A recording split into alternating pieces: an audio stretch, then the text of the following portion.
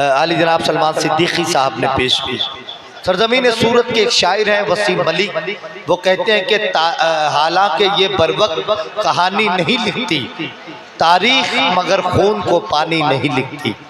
हालांकि ये बरवक्त कहानी नहीं लिखती तारीख, कभी खून को पानी नहीं लिखती। मैं इसलिए जिंदा हूँ कि मैं बोल रहा हूँ, दुनिया किसी गूंगे की कहानी नहीं लिखती। मैं इसलिए जिंदा हूं कि मैं बोल रहा हूं, दुनिया किसी गूंगे की कहानी नहीं लिखती। आजकल इस मुल्क हिंदुस्तान के हालात ये है कि अगर हम अपनी जबानें बंद कर लें तो मार दिए जाएंगे। बोलना पड़ेगा, सुबह बोलना पड़ेगा, दोपहर में बोलना पड़ेगा, शाम में बोलना पड़ेगा, रात में बोलना पड़ेगा। जब जैसा माहौल, जैसा वक्त, जैसा मौका है, बोलना पड़ेगा। एक ऐसे ही शायर को आपके सामने पेश करने जा रहा हूं। वो बोलता है, बवांगे दोहल बोलता है, बेबाकी के साथ बोलता है, जुर्रत के साथ बोलता है, पूरे इजहार और पूरी ताकत के साथ बोलता है, जिसे आप और हम असद बस्तवी के नाम से जानते हैं। उर्दू मुशायरों का जुर्रतमंदाना लहजे का नाम असद बस्तवी आपकी समातों से टकराने जा रहा है। दोस्तों, पूरे मुल्क हिंदुस्तान के मुशायरों में इस शायर को बेपनाह मोहब्बतों के साथ सुना और नवाजा जाता है। आज आपके अपने इस इलाके में भाई असद माइक पर आ चुके हैं। अब आप जोरदार तालियों से अपने हाथों को खोलें और इजाजत दें कि असद बस्तवी अपनी शायरी आपके दरमियान पेश कर सके। चंद्रमोहन ढाका की सरजमीन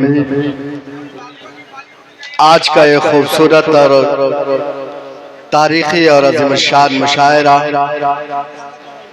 आज के इस मुशायरे के कन्वीनर आपके हर दिल अजीज लीडर, हम सब के बड़े भाई मोहतरम इफ्तिखार आलम साहब का शुक्रिया अदा करता हूँ कि उन्होंने आज मुझे इस मुशायरे का हिस्सा बनाया है। हाज़िरीन गिराम, हिंदुस्तान और हिंदुस्तान से बाहर तमाम बड़े मुशायरे मेरी ज़िंदगी का हिस्सा रहे हैं, लेकिन यकीन जानिए कि इतना खूबसूरत मुशायरा मेरी ज़िंदगी में पहली बार मैं अपनी आँखों से देख रहा हूँ। इतनी जिंदा दिल समातें पहली बार मैं अपनी आँखों से देख रहा हूँ। मैं चाहता हूँ एक बार आप अपने लिए तालियां बजा दें, उसके बाद इंशाअल्लाह मैं शुरू होता हूँ। अलियाना स्टेज से खुसूसी तवज्जो चाहता हूँ। हिंदुस्तान के मौजूदा हालात पर अब लोग शेर पढ़ने से, बोलने से डर रहे हैं कि अगर आप सच बोल दें तो कहीं ना कहीं आपके घरों पर कब बुलडोजर चल जाए कुछ पता नहीं है। मैं 4 मिसरे पढ़ूंगा, वो 4 मिसरे सिर्फ मेरी आवाज नहीं बल्कि किशनगंज से लेकर पटना तक और पूरे बिहार की आवाज होनी चाहिए। पेश करता हूँ, मेरा चौथा मिसरा मुकम्मल हो। अल्लाह करे कि आपकी तालियों की गूंज पटना पहुंचे। पेश करता हूँ तरीका से, इजाजत दें मुझे। जी भाई भाई, ये ना सारे वादे सारी कसमें सारे वादे एक लम्हे में तोड़ दिए।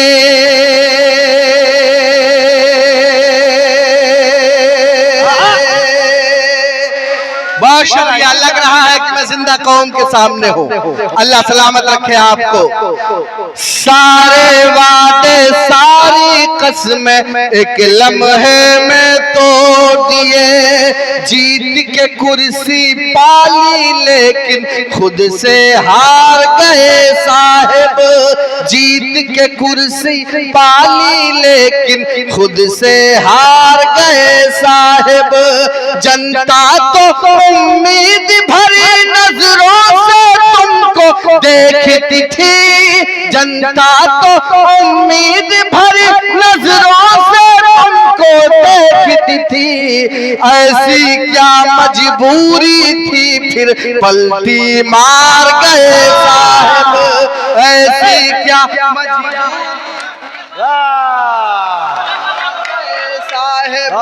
जनता तो उम्मीद की नजरों से तो तुमको देखती थी।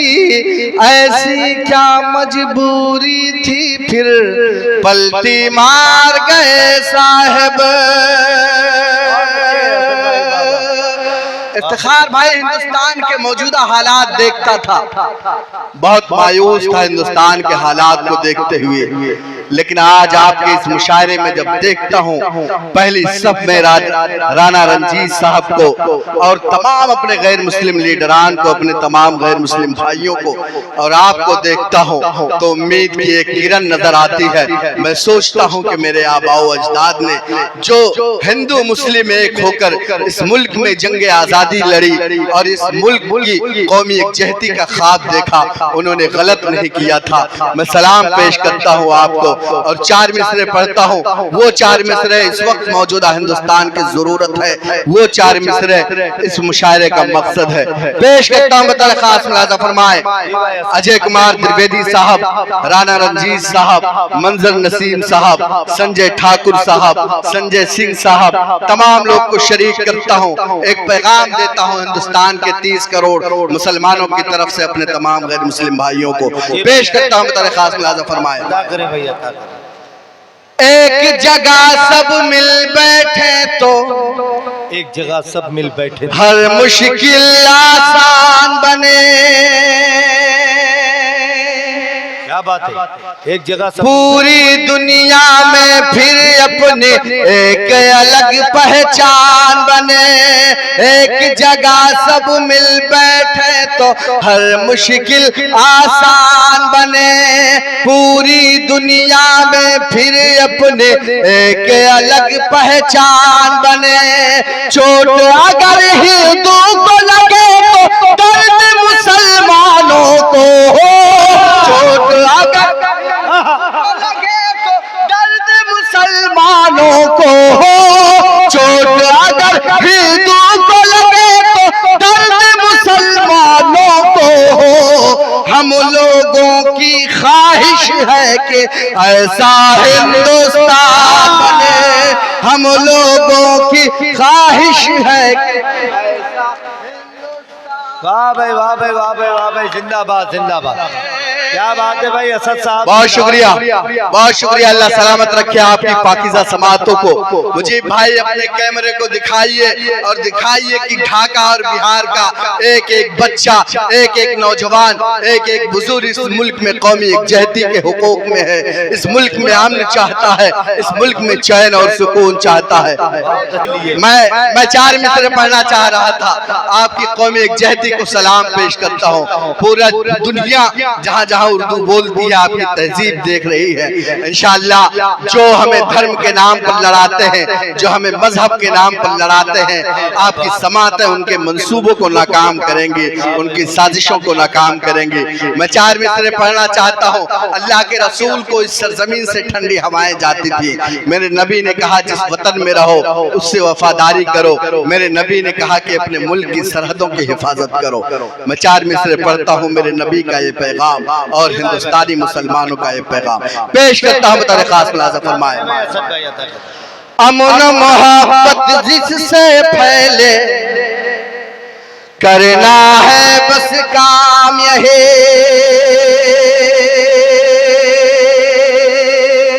अमन मोहब्बत जिससे देश के कोने कोने तक पहुंचा दो बस पैगाम यही।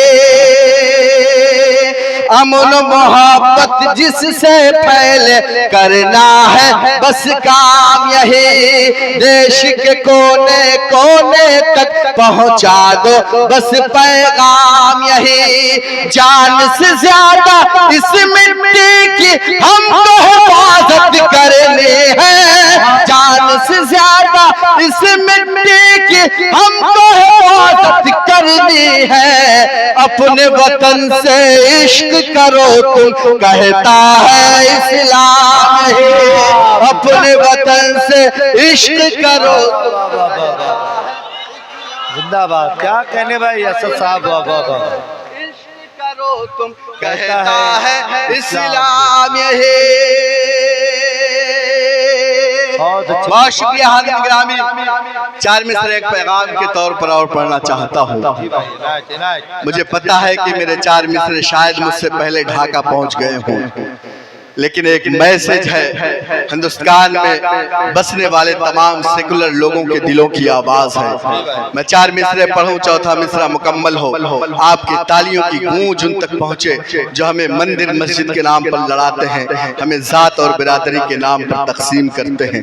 पेश करता हूं बतौर खास आलियान स्टेज से भी खुसूसी तवज्जो का तालिब हूं। अगर खामोश रहता हूं, अगर खामोश रहता हूँ तो गैरत मार डालेगी। सुने, मजा आ जाएगा, सुने दोस्तों। अगर सच बोल दूंगा तो हुकूमत मार डालेगी। बहुत अच्छे।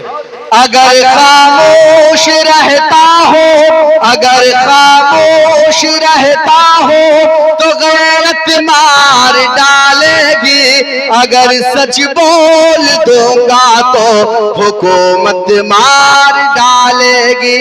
बहुत होशियार रहना है सभी हिंदू मुसलमान को, बहुत होशियार रहना है सभी हिंदू मुसलमान को, लड़ा कर वरना आपस में सियासत मार डालेंगे। लड़ा कर वरना बहुत अच्छा है भाई बाबा, बहुत शुक्रिया, अल्लाह सलामत, सियासत मार डालेगी। बहुत शुक्रिया। लड़ा कर वरना आपस में सियासत मार डालेंगे। इफ्तिखार भाई, कई दिनों से सोशल मीडिया पर देख रहा हूँ प्रशांत किशोर साहब को दीवानों की तरह, मस्तानों की तरह अपने दामन को फैलाकर इस मुल्क में हिंदू और मुसलमानों से इत्तेहाद की भीख मांगते हैं। मैंने कहते हुए सुना है कि मुसलमानों और गैर मुस्लिम भाइयों, हिंदुओं, खुदारा एक तिरंगे के नीचे तमाम लोग मुल्क की सलामती के लिए, इस कौमी एकजहती की फरोग के लिए मुत्तहिद हो जाओ, वरना आने वाला जो वक्त होगा वो न जाने कितना खतरनाक होगा। हाज़िरीन गिरामी, मैं एक मैसेज देना चाहता हूँ।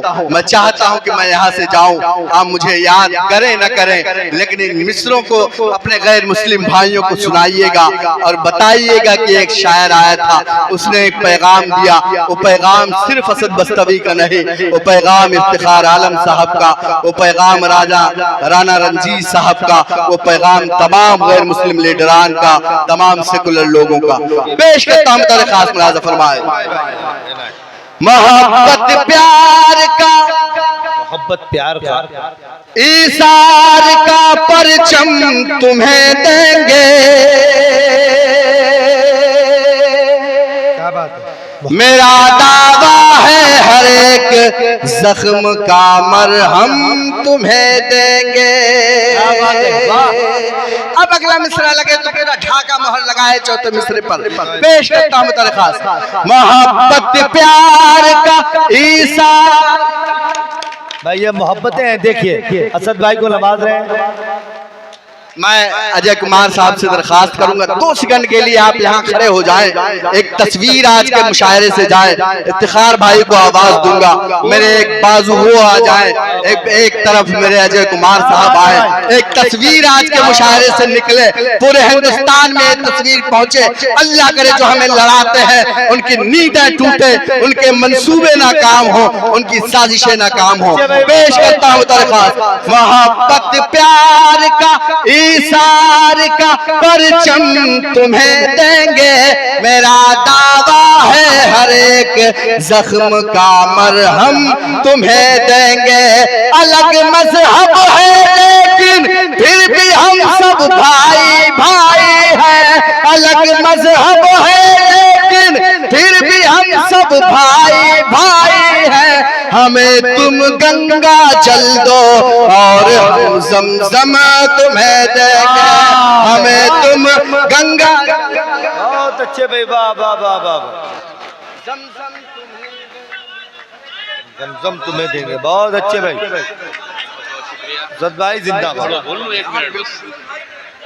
और जो मेरे बड़े भाई साहब ने एक लाइन बोला है, इसका बिल्कुल जीता जाता उदाहरण जो है, जिस पंडाल में हम लोग बैठे हैं इसके पीछे एक ईदगाह है बहुत खूबसूरत, और बिल्कुल उसके सामने छठ घाट भी है। और एक खूबसूरत नज़ारा दिखता है छठ के समय, जब लोग ईदगाह में ईद का नमाज भी पढ़ते हैं और छठ का जो है अर्घ भी देते हैं। और इस गांव का नाम यूं ही चांद मोहन नहीं पड़ा है, अल्लाह का कुछ ना कुछ रहम था, कुछ ना कुछ करम था, और हम सब लोग खुश नसीब हैं कि यहाँ आप सब लोग को जितने भी शायर भाई लोग हैं उनको पढ़ने का मौका मिला। चांद मोहन इस महान धरती को मैं प्रणाम करता हूँ, सलाम करता हूँ। हमारे बड़े भाई साहब ऐसे कलाकारों को हूँ कि आप एकता को लेकर के जिस तरीके से चीजों को आगे लेके जा रहे हैं, इंशाल्लाह बहुत जल्द वो सुनहरा बिहार आएगा, सुनहरा भारत आएगा। भाई जो इफ्तिखार आलम साहब ने जिस मकसद के तहत इस मुशायरे का इनेकाद किया है, उनका चेहरा चमक रहा है, वो अपनी मेहनत में कामयाब हो रहे हैं। एक मरतबा जोरदार तालियां होनी चाहिए इफ्तिखार आलम साहब और उनकी पूरी टीम के लिए, जिन्होंने खूबसूरत कौमी यकजहती का मुशायरा। बहुत शुक्रिया राना रंजीत साहब, आपको सुना यकीन जानिए कि मेरा सीना वाकई 56 इंच का हो गया है। आप जैसे लीडरान की इस मुल्क को बहुत सख्त जरूरत है, आप जैसे लोगों की इस मुल्क को बहुत जरूरत है। यहाँ तो अलमिया ये है कि हिंदुस्तान में एक मुखिया का चुनाव होता है, उसको भी हिंदू मुस्लिम कर दिया जाता है। अब जाहिर है कि एक बड़ा इलेक्शन आपके सामने है, आपको लड़ाया जाएगा, आपको बांटा जाएगा, लेकिन आपको होशियार रहना है। आपको इसी तरह हिंदू मुस्लिम एकता का हमेशा सबूत देना है।